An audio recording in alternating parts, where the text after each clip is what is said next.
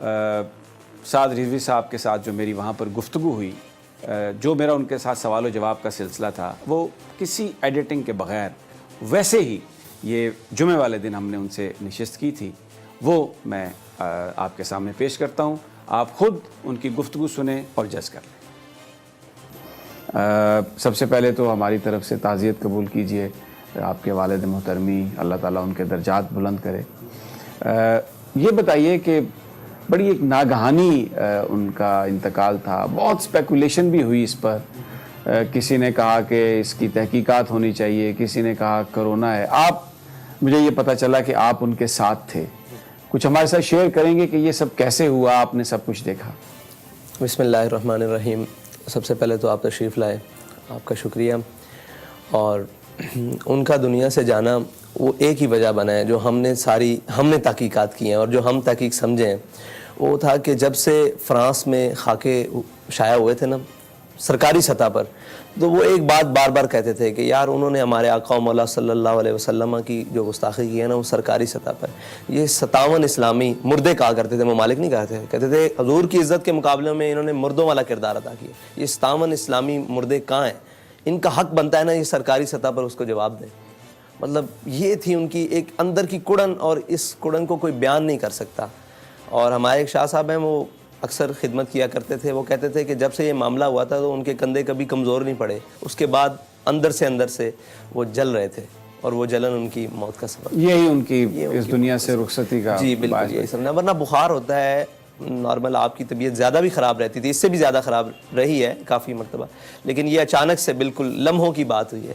لمحوں کی بات. تو آپ اس وقت جس وقت وہ رخصت ہوئے اس دنیا سے، آپ ان کے ساتھ تھے؟ کوئی بات انہوں نے آپ سے؟ جی میں اس دن تقریباً 12 بجے سے لے کر 11:30 12 بجے سے لے کر رات ان کے وصال سے 10 منٹ پہلے تک انہی کے قریب رہا ہوں. اور میرا یہ معمول ہوتا تھا کہ اگر میں ظہر سے پہلے ان کے پاس بیٹھا ہوں تو ظہر کی نماز میں دائیں بائیں ہو جاتا تھا.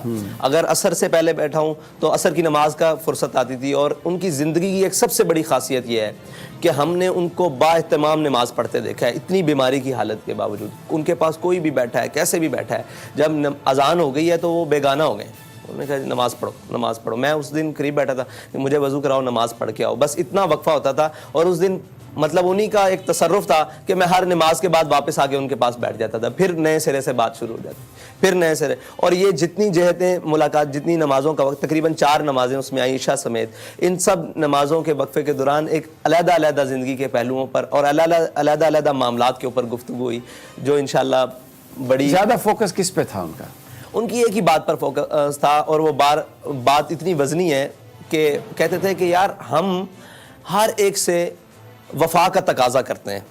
ہم چاہتے ہیں کہ مجھ سے میری اولاد وفادار ہو جائے، میں چاہتا ہوں مطلب ہمارے گھر والے وفادار ہو جائیں، ہم جس کے ساتھ ہوں وہ ہمارے ساتھ مخلص ہو جائے. تو کیا ہم نے کبھی سوچا ہے کہ جن کے ساتھ ہم نے اخلاص کرنا ہے ہم ان کے ساتھ پورا کر رہے ہیں؟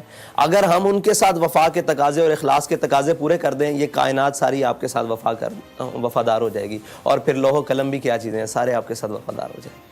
ان کے بارے میں بہت زیادہ پروپیگنڈا بھی کیا گیا. کہا گیا کہ جناب کسی نے کہا کہ یہ جو فیض آباد دھرنا تھا ایجنسی کے کہنے پہ دیا، کوئی کہتے تھے کہ جی بڑا مال آیا.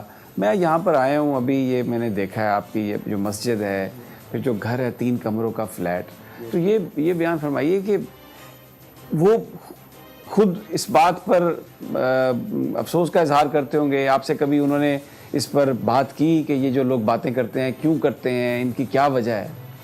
ایسی بات ہے کہ ان کے سامنے بھی آ کر ایک شخص نے کہہ دیا کہ جناب ہمیں نا لوگ تانے دیتے ہیں کہ آپ نے پیسے لیے ہیں دھرنے کے. تو کہتے تھے یار ایک میری بات سنو، ہم نے جیسا دھرنا دیا ہے ایسا کسی نے دھرنا دیا ہے؟ ہم بے سر و سامانی کے عالم میں جا کے فیض آباد بیٹھ گئے، ٹھیک ہے جی، شاپر کے ساتھ بارش روکتے رہے، بلکہ بغیر شاپر کے بھی بارش برداشت کرتے رہے، شیل بھی برداشت کیے. وہاں کہہ رہے تھے وہ بات اگلی کرتے تھے، وہ ڈیفینسو کبھی بھی نہیں کھیلتے تھے، وہ اٹیکنگ پوزیشن میں ہمیشہ رہے. انہوں نے اتنی خوبصورت بات کی کہ وہ بھی راضی ہو گیا. کہنے لگے دھرنا بھی ہم نے دیا، پیسے بھی ہم نے لیے, استعفیٰ بھی ہم نے لے لیا, تو ہم سے بڑا کون ہو سکتا ہے کہ ہم پیسے بھی لے آئے اور ساتھ استعفیٰ بھی لے آئے اور ساروں کو شکست بھی دے دی, اور اس بات پر بھی پیرا بٹھا دیا کہ اگر اس طرف آئندہ کوئی گیا تو ہم اس کے گھروں میں بھی گھسیں گے اور ہم اس کے نظریات کو بھی توڑ دیں گے اور ہم اس کے بت بنے ہوئے بت کو بھی توڑ دیں گے, اس کی سیاست کو بھی خیر آباد رخصت ہونے کے لیے مجبور کر دیں گے اس ریاست سے, تو ہم سے بڑا کون ہے. ہاں وہ مطلب یہ تو باتیں ساری سرسری ہیں, وہ ان چیزوں سے بیگانہ تھے. اچھا, ان کی جو گفتگو ہے, بھلے وہ زبان پنجابی استعمال کرتے تھے, حالانکہ ایک لینگویج ہے, لیکن انفارچونیٹلی پنجابی واحد قوم ہے جو پنجابی کو اون نہیں کرتی, باقی تمام قومیں اپنی زبان کو اون کرتی ہیں. لیکن وہ گفتگو میں اقبال کے شعر پڑھتے تھے, شیرازی کے, حافظ کے شعر پڑھتے تھے. بہت ہی ایک ایسی گفتگو تھی, اگر آپ اس کو غور کریں تو ایک ان ڈیپتھ جو میسج تھا وہ دہلا دیتا تھا. تو اکثر مطالعہ کرتے ہوں گے, آپ کے ساتھ بھی, آپ کی تربیت میں بھی وہ چیزیں انہوں نے شامل کی, انکارپوریٹ کی؟ بالکل ایسے ہی ہے. میں نے تو سارا جو کچھ بھی سیکھا, اور مجھے انہوں نے ایک سبق دیا, آپ کے مطلب ایکسیڈنٹ کے بعد ایک اور ساتھی ہیں, ان کو بھی یہی سبق دیا کہ کتابیں تو 2 حرف سکھاتی ہیں, آدمی آدمی بناتے ہیں. تو ہم ہمارے اندر جو بھی آدمیت ہے, جو بھی ہمارے اندر کوئی وصف ہے کسی بھی چیز کا, وہ انہی کا دیا ہوا ہے, انہی کا سکھلایا ہوا ہے. اور ان کے اندر ایک خاصیت تھی کہ وہ اپنی ہر چیز کو جو ان کے ساتھ منسلک تھی بمانگے دوہل آن کرتے تھے. لوگوں نے بڑا کہا کہ حضرت آپ اردو کا استعمال کریں, اس سے بہت فائدہ ہوگا تھا. کہتے تھے جلے ہو جدوں تک میں پنجابی گل نہ کر لواں میرا اندر ہی پورا نہیں ہوندا, مینوں گل سمجھان دا مزہ ہی نہیں آتا. مطلب وہ پنجابی میں کہتے ہیں مجھے بات سمجھانے کا مزہ ہی پورا نہیں آتا.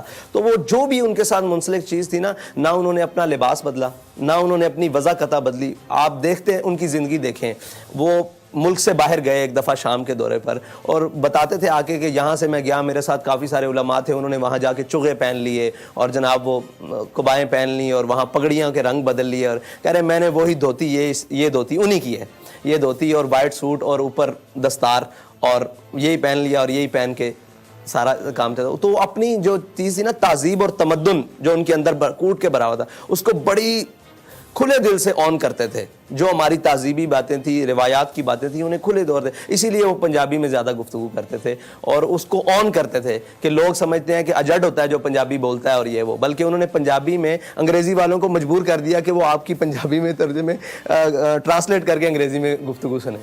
اچھا یہ بتائیے کہ انہیں اندازہ تھا جب وہ اتنے بیمار رہے کہ شاید اب وقت رخصت آ پہنچا, گفتگو سے کچھ آپ کو اندازہ ہوا؟ جی میں ان کے قریب تھا, یہ ان کا روحانی تصرف کہہ لیں کہ انہوں نے میرے ساتھ ساری وہی باتیں کی ہیں جو آج رونما ہو رہی ہیں یا آئندہ آنے والے وقت میں رونما ہوں گی. لیکن میرا ایک مرتبہ بھی خیال نہیں گیا کہ آپ دنیا سے جانے کے لیے یہ ساری باتیں میرے ساتھ کر رہے ہیں اور مجھے سمجھا رہے ہیں کہ رشتہ داری کا کیا تعلق ہے, وفاداری کیسے رکھنی ہے, کس کے ساتھ کیسے تعلقات ہیں میرے, ان کے ساتھ کیسا اٹھنا بیٹھنا رکھنا ہے, تمہارے پر یہ ذمہ داری ہیں, یہ ذمہ داری ہیں, یہ ذمہ داری ہیں.